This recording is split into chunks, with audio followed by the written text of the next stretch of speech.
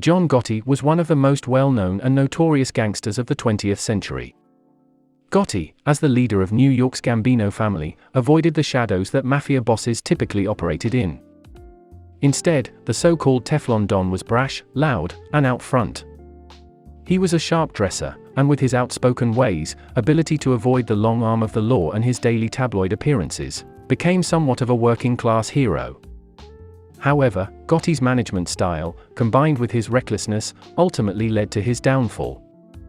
And when Gotti's reign finally came to an end, he took much of the New York's mafia structure along with him. John Gotti was born in 1940 in the Bronx, New York. Gotti came from a large family that struggled to get by. He was the fifth of 13 children, and his father was an unskilled laborer. In later life, Gotti was known to resent his father for being unable to provide for his family. Growing up in poverty, no doubt, hardened the young Gotti and predisposed his siblings and him for a life of crime. Gotti proved to be a poor student and was often in trouble for truancy or misbehaving. He dropped out of school altogether at age 16 and soon began his lifelong career as a criminal. Gotti had long been a troublemaker in the streets, running with gangs since the age of 12. However, after dropping out of school, he elevated his game considerably, stealing cars, and starting to associate with low-level mobsters who appreciated tough teens willing to get their hands dirty. He purportedly made one attempt to go straight shortly after he married his wife Victoria in the late 1950s, taking on a series of honest but mundane jobs. However, this period was short-lived, and it was not long before Gotti returned to his criminal ways. As he grew older, he began running errands for the Anastasia family. Although this was a humble beginning, it was also a gateway that led Gotti to the top of organized crime. John Gotti did not remain a mere messenger for long. Recognizing his criminal talents and ambitions, the Anastasias soon had Gotti out with their crews, earning money. Gotti carried out several truck hijackings, notably at Idlewild Airport. However, after several successful hauls, he was subsequently arrested and served over 2 years in prison.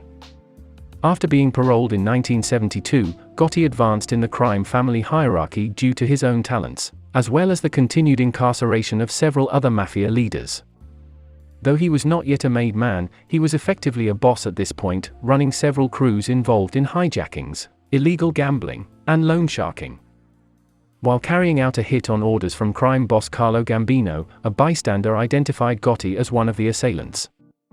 He was arrested and convicted of manslaughter and was imprisoned until 1977. After his release, he finally became a made man in the Gambino family. Free from prison, Gotti once again proved his mettle as a gangster. He was allegedly involved in the Lufthansa heist at John Kennedy International Airport, the largest unrecovered cash robbery in American history. Overall, he proved to be one of the Gambino family's best earners. However, he chafed at the leadership of Gambino family leader Paul Castellano, whom he disliked immensely. Gotti was also interested in expanding into the drug trade, which Castellano had forbidden. In a daring, high-risk move in 1985, Gotti successfully assassinated Castellano at the Sparks Steakhouse. Soon afterwards, Gotti became the head of the Gambino family. The reign of the Teflon Don had begun. Unlike many of his predecessors who preferred to remain in the shadows, Gotti basked in the spotlight. He was the first tabloid Don. Daily newspapers constantly ran stories on him and gave him his Teflon Don and Dapper Don nicknames. However, while he lived in the spotlight, behind the scenes he led a ruthless, violent criminal organization. Gotti's rise coincided with the increasing power and focus on law enforcement to dismantle the mafia's organized crime network.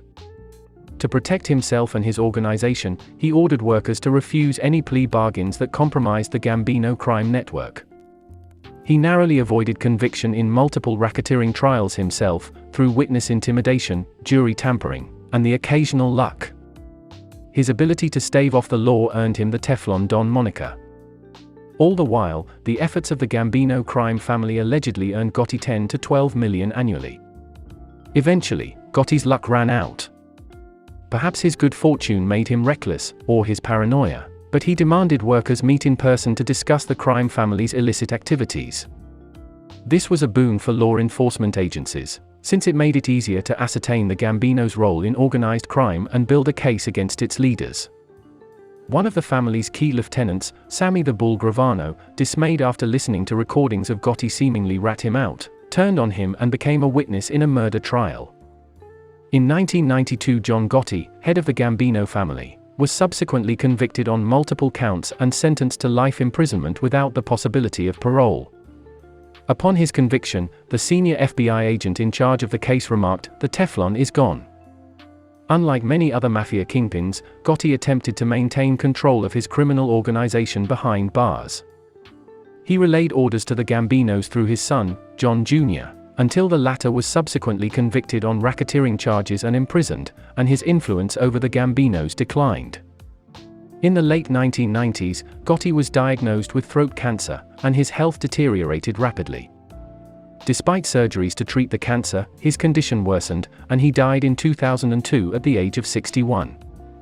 Gotti left a decidedly mixed legacy on the Mafia. His recklessness in running the Gambino family left it extremely vulnerable to its law enforcement adversaries, and enabled them to decimate organized crime in New York. However, the persona he cultivated in public made him a sort of heroic figure to the working class. He has inspired a number of mobster movies after his death and continues to do so. His wife and sons even had their own reality television series as well. The dapper Don, who always led with his ego and enjoyed the spotlight, likely would have enjoyed all the interest and controversy that lingers around him so many years after his death.